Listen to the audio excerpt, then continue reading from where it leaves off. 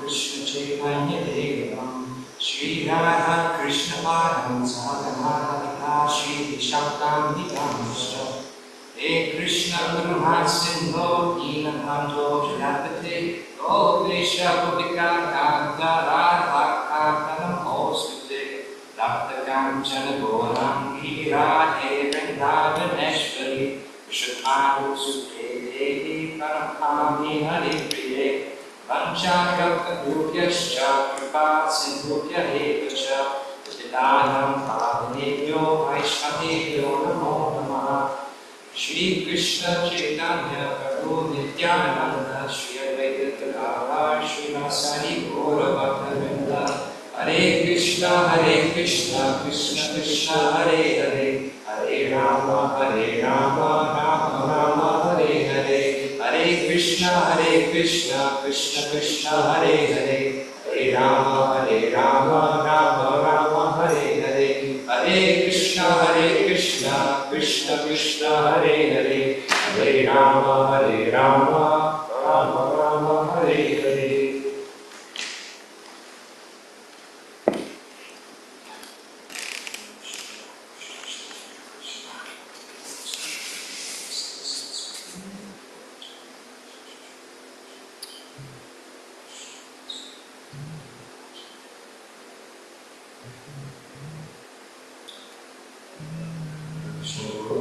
Thank you for being here. We'll start reading from chapter 2 of the Srimad Bhagavad Gita as it is. Chapter 3. Chapter 3? Yeah, chapter 3, starting at verse 4. Chapter 3, verse 4. Entitled Karma Yoga. We'll operate as usual, in where we read 11 verses in unison, recited in Sanskrit, and translation, and then we'll go back and we'll listen to the translation purport written by His Divine Grace A.C. Bhaktivedanta Swami Prabhupada, Srila Prabhupada Ki Jai. Text 4. Karmanam Brahman Naishkaryam Purushosham Sute Chasan San Yasanadeva Siddham Samadhikashiti. Translation. Not by merely abstaining from work can one achieve freedom from reaction, nor by renunciation alone can one attain perfection. Text 5. Naikashit Shanam Bhakti Jatu Ishtat Yadkarma Krit Karvite Yavasha Karma Sarva Prakriti Jargavai. Translation. All men are forced to act helplessly according to the impulses of the form, the relative material nature. Therefore, no one can refrain from doing something, not even for a moment. Text 6. Karmendriyani samyamya nahaste manasasmaram indriyarthan buddhatma vidyachara sakuchite. Translation. One who restrains the senses and organs of action, but whose mind dwells on sense objects, certainly deludes himself and is called a pretender. What verse are we on now? Yastundriyani manasa yam darpate arjuna karmendriyaya karma yogam asakta samashishite. Translation.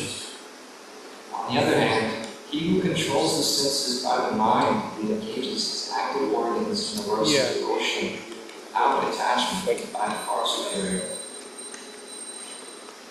Shri Shri Maharaj Ki Jai.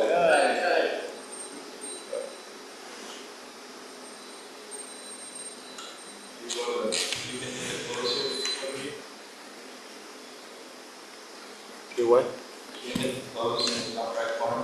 Okay. And then we want to go to the 1972 version, Prabhupada's version. Yeah, go to Pockets. Okay. And then go to number 15. So, slow down a little bit. There we are. 1972. There we go. Text 8. Thank you.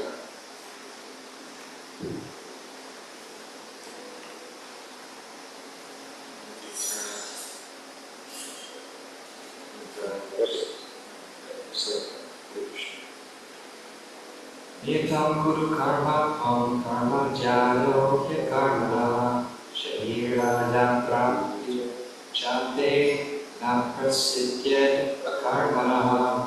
Translation. Perform your prescribed duty, for action is better than inaction. Man cannot even maintain his physical body without work. Text 9. Yarta karma yatra loko yam karma bandhana tarartam karma kaunteya mukta sangha samapsara. Translation. Work done as a sacrifice for Vishnu has to be performed. Otherwise, work binds one to this material world. Therefore, O son of Kunti, perform your prescribed duties for his satisfaction, and in that way you will always remain unattached and free from bondage. Text 10. Sahayagya praja srishva purvohacha prajapati ahena sadishyamam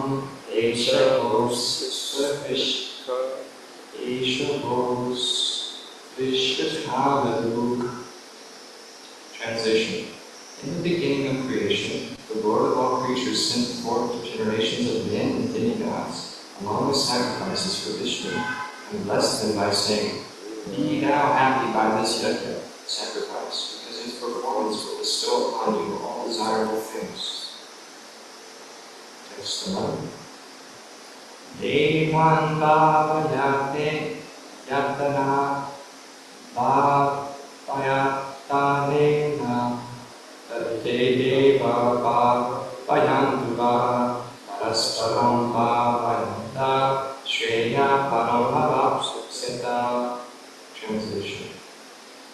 The demigods, being pleased by sacrifices, will also please you, thus nourishing one another. There will reign general prosperity for all. Text 12. Ishtam bhogan hibodeva dasyante yakyapavitava hayardatam apratayyo yohunte stena evasa. Translation. In charge of the various necessities of life, the demigods, being satisfied by the performance of their sacrifice, supply all necessities to man. But he who enjoys these gifts without offering them to the demigods in return is certainly a thief. Text 13. Yagya shishta shimhan santo muchyante sarva kilvishai munjate te parhamapa ye pachandya makarana. Translation. The devotees of the Lord are released from all kinds of sin because they eat food which is offered first for sacrifice. Others who prepare food for personal and sense enjoyment verily eat only sin. Text 14. Anha bhavanti bhutani arjanjara sambhava yagya bhavati arjanyo yagya karma samudbhava. Translation. All living bodies subsist on food grains, which are produced from rains. Rains are produced by performance of yajna, sacrifice. Yajna is born of prescribed duties. Text 15. Last text 3. Right, we started on text 4 or text 3? You start on text 4. Text 4. Okay, this will be the last one we read. Karma pramokha bandhiti brahmakshara samudbhavam tasmat sarvavitam brahma nityam dadye pratishtatam. Regulated activities are prescribed in the Vedas, and the Vedas are directly manifested from the Supreme Personality of God. Consequently, the all-pervading transcendence is eternally situated in acts of sacrifice.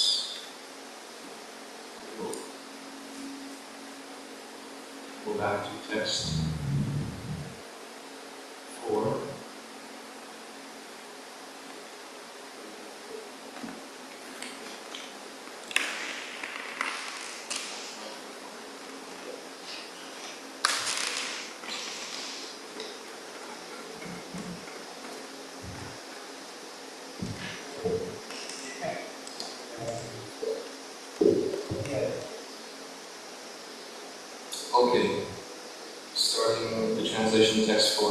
Not by merely abstaining from work can one achieve freedom from reaction, or by renunciation alone can one attain perfection.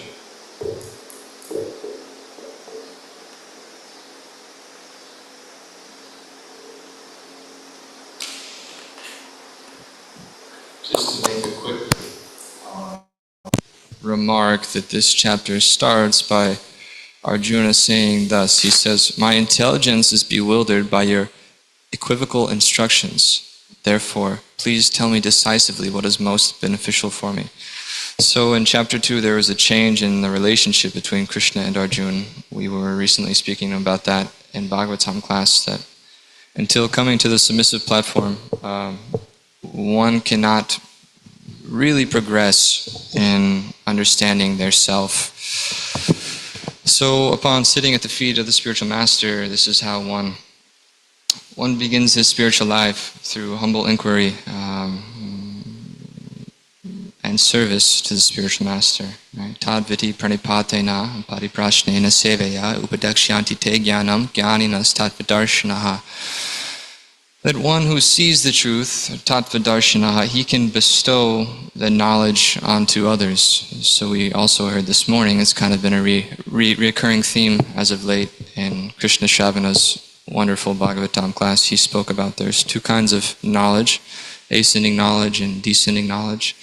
And the devotee, he's interested in descending knowledge. He's not in the business of speculation, which often deals with the blind leading the blind, as Prahlad Maharaj says, that we could go through so many lifetimes formulating our own conclusions about the absolute nature of reality, and we'd still come up short. It's just about impossible. I mean, I can't venture to say it's completely impossible, because the super souls within the hearts of every living entity. And he can provide such realizations to remember him, but generally that process is done through this entering of the parampara, this disciplic succession.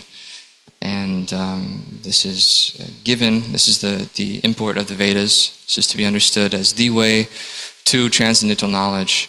And we hear, was it the last text we read? That the Vedas are directly manifested from the Supreme Personality of Godhead. Consequently, the all-pervading transcendence is eternally situated in acts of sacrifice. And all throughout these 10 or 11 verses that we're talking about tonight, we're hearing about sacrifice and how real sacrifice is done for the pleasure of Vishnu. This is what devotional service means, is to engage our senses in the master of the senses, Hrishikesh. Sarvopadi Vinirmuktam. He's free, Sarvopadi, he's free from all designations, material designations, upadis. Tat paratvenam nirmalam Hrishikena Hrishikesha Sevanam Bhaktir Uchyate. And as a result of such devotional service, there are two results. One is that the senses are automatically purified, and the other is that you're, like I mentioned, free from designations of the material kind. So you're rightly situated in your spiritual self. Let's go on to the purport here of text 4 and see what Prabhupada says. Also, if we could just take a brief moment to welcome Chandrasekhar Prabhu. It's really great honor to have you here, Prabhu, and please, at any given time, we're very eager to hear your thoughts and your realizations.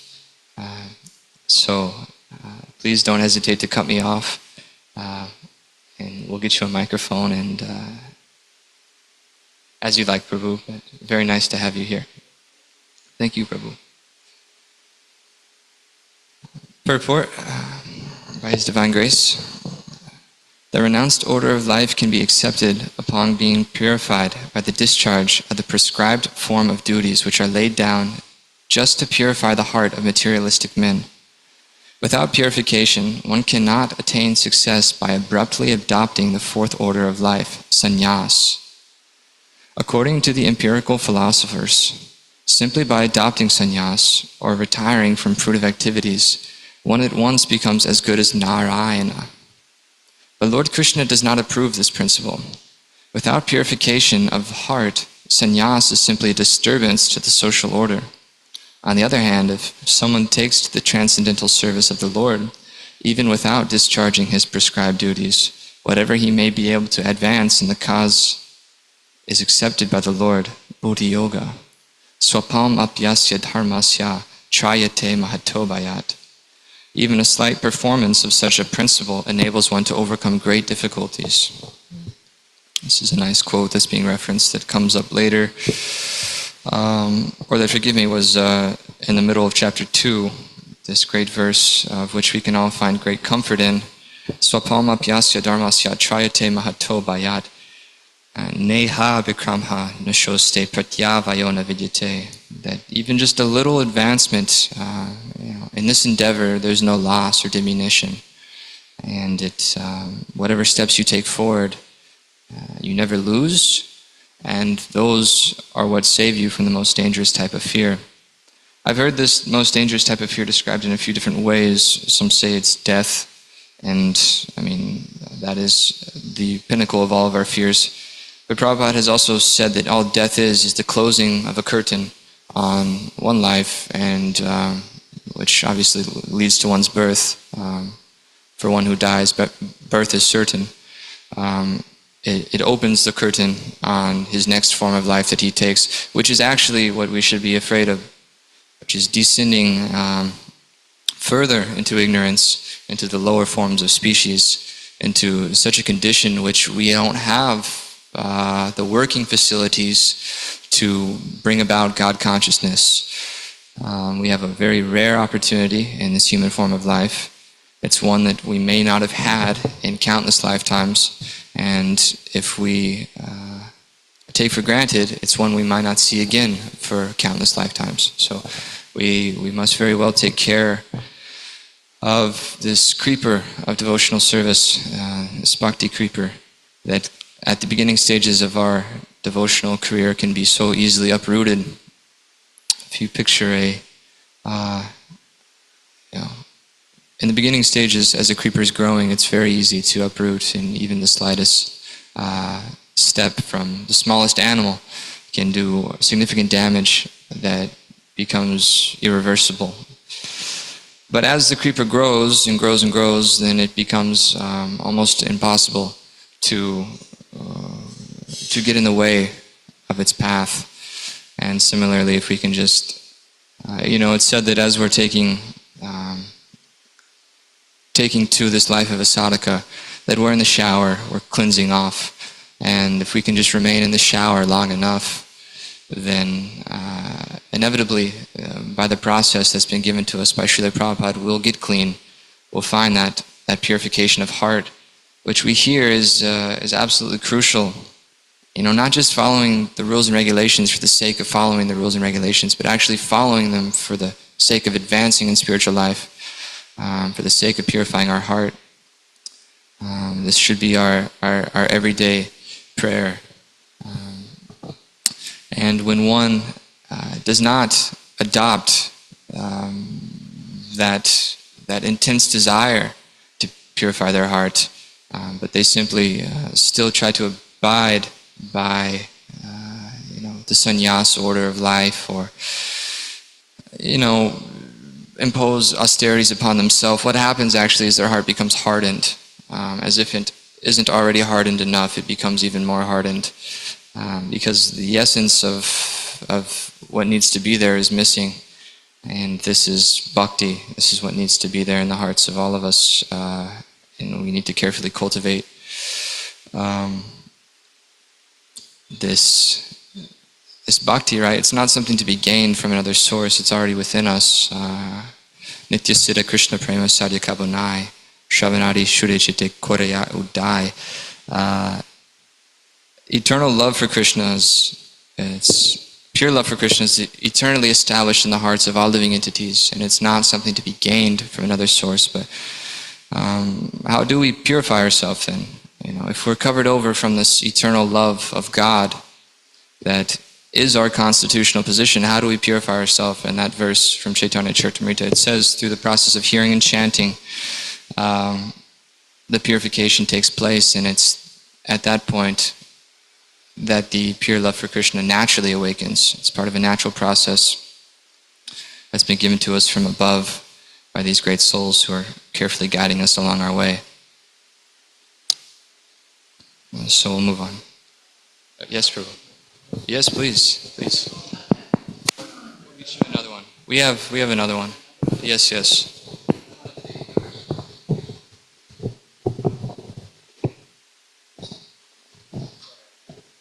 No worries. Oh, it's all good.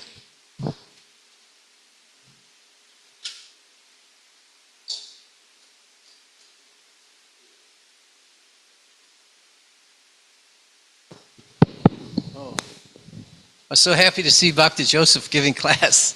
Such a nice class. I declined to give class because I like to stay in the background, but when I see this purport, I think of a few things. And since I try to teach prisoners, their minds and hearts are often turbulent because they're in a very difficult situation. They're nice boys, they're trying to become Krishna conscious, but they want peace of mind, just like all of us want peace. So I tell them that there's no peace without purification of heart, which is what Prabhupada stated here. And there's no purification of heart without discipline.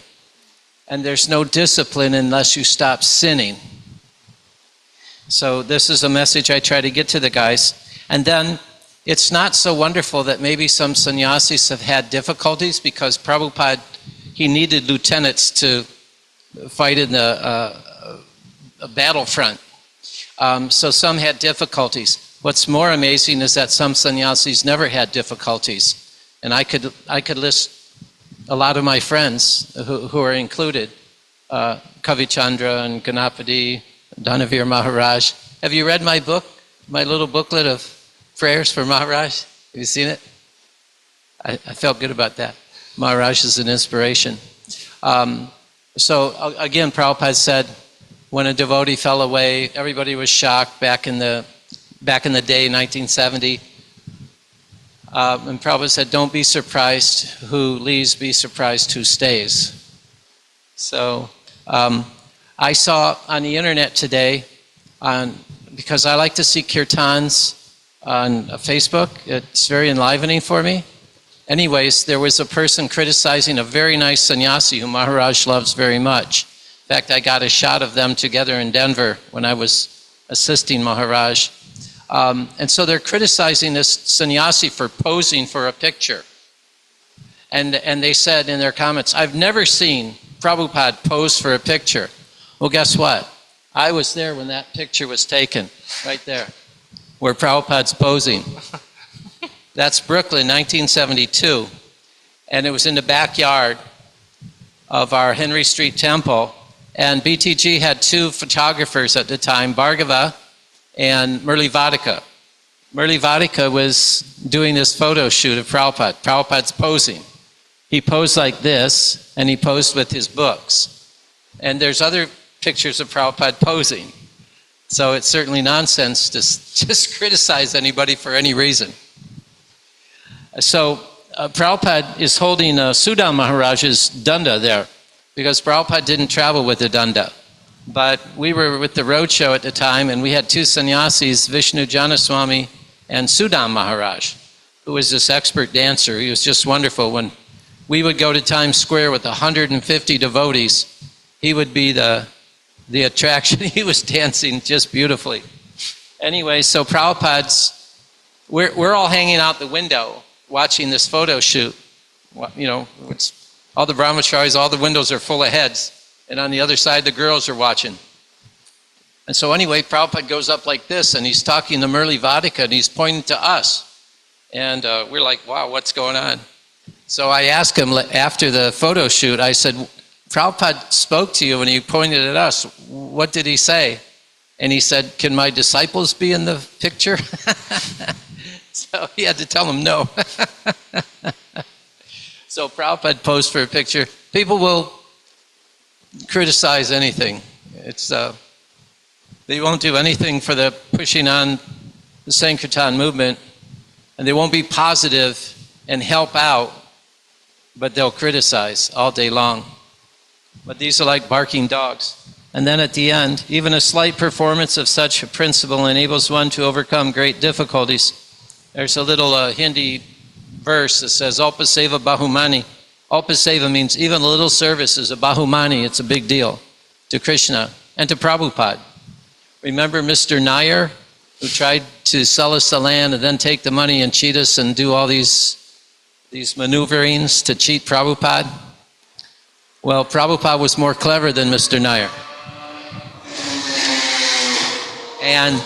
And we ended up getting the property.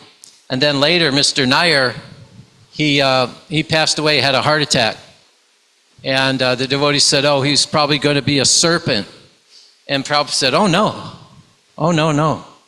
He said, he's done service by selling us the property. There was another guy who is involved in that. I can't pronounce his name. Began with a M, Mr. Mugdre or something.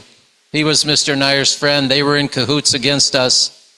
And he was laughing when the Gundas set fire to the temporary temple. And there was a Mother Jashoda. She was like a mystic, very powerful devotee. And she saw him laughing on his steps across the street from the temple. And she told him, as you are laughing now, as you are laughing at the fire now, you will also be on fire. So what happened eventually was he had a terminal cancer that was so painful, he set himself on fire and ran down the street and died. That's in the book, I'll Build You a Temple. It's in the house I'm in over here. That story is there. He set himself on fire. As you were laughing at the deity's temple being burned, you will also be burnt. So he was like a mystic. Anyways, there's so many nice points in all of Srila Prabhupada's purports, and I just couldn't help myself. I had to say something. Thank you so much. Please, if you have anything else. I thought that's what I do. I like to give a class maybe Saturday, but in the meantime, I enjoy hearing from you, and maybe can make some comments. If that's okay. Yes. Thank you. I think that's more than okay. Please don't hold back.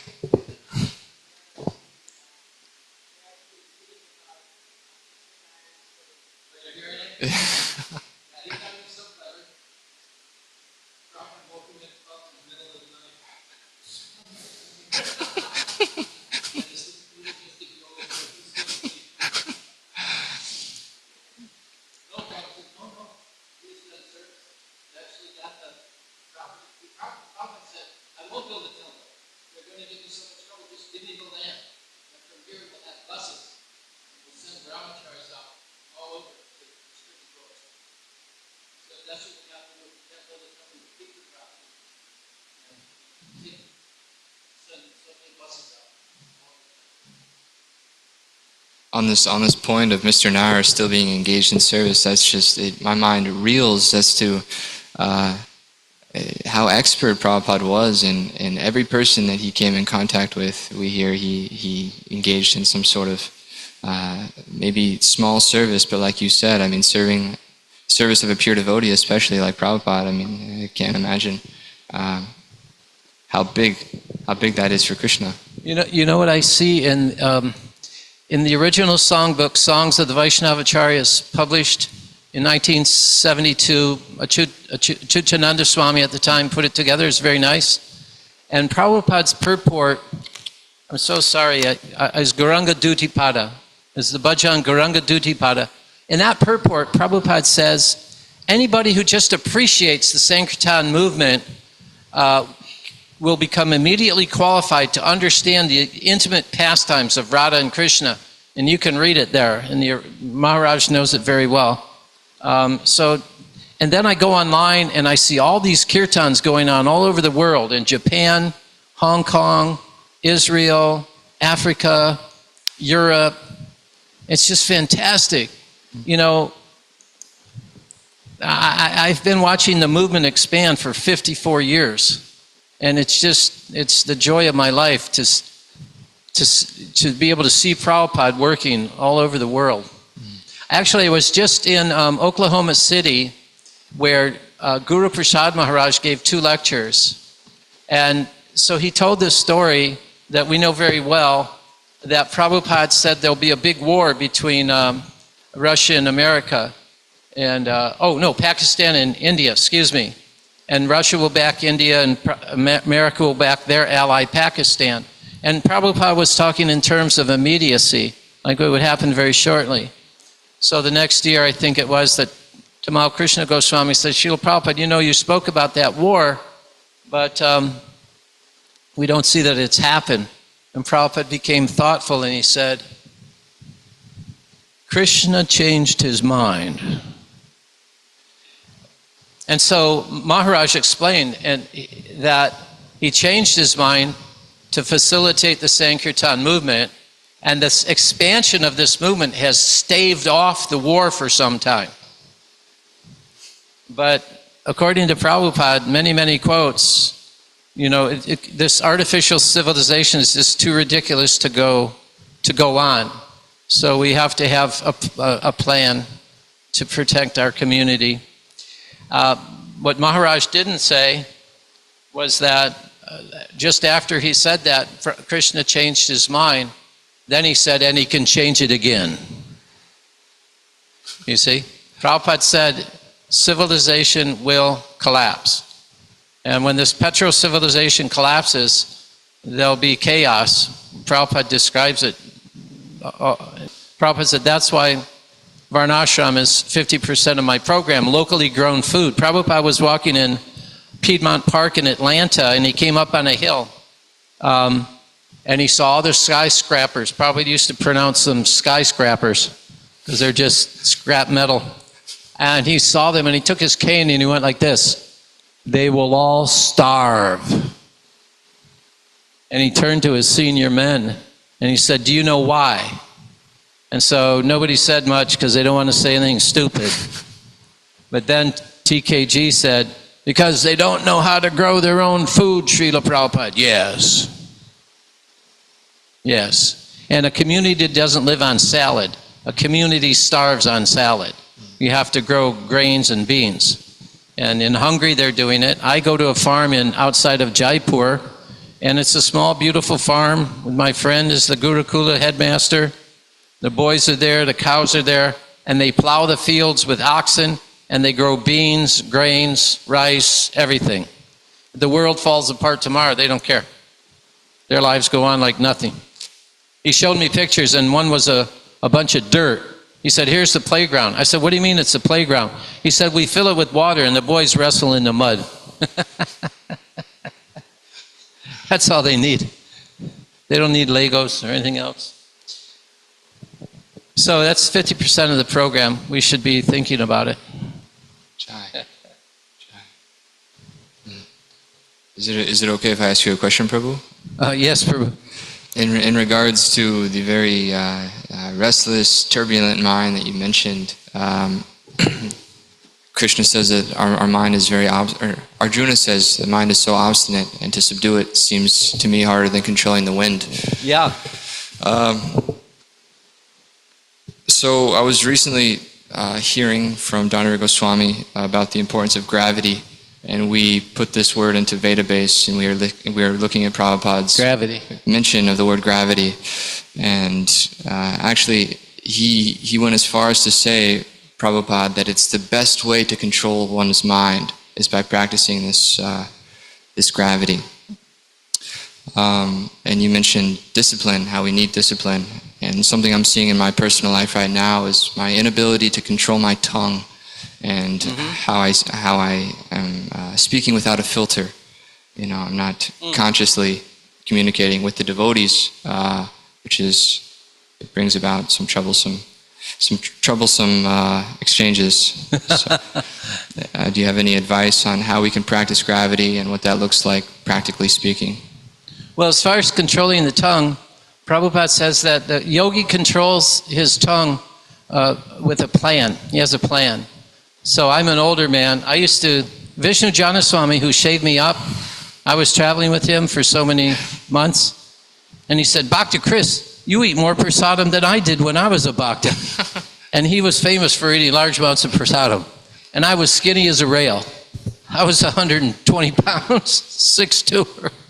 I could eat a lot of prasadam, but that's because I was young, and I've never had digestive issues. So you're allowed to eat as much prasadam as you like, as long as you stay fit like a yogi and you don't have digestive issues. So older now, I'm not hungry in the mornings, so I eat lunch and I eat a little later. So anyways, you have to control your tongue and your mind with a plan. You have to have a plan, and you have to stick to it. And as far as gravity, here's the advice I give everybody about every issue. You have to pray with deep feeling for some help. And Krishna will help control the mind. Just as I pray to Krishna every morning before my japa session, please remove this trash and trash thoughts from my mind so that I can focus on you. Prabhupada said, chanting Hare Krishna is like saying, oh my friend, oh my friend. So that's the mood. It's very nice, actually. So you can see Krishna helping you. You can feel that. The trash has been removed and you can focus on hearing, pronouncing nicely and hearing.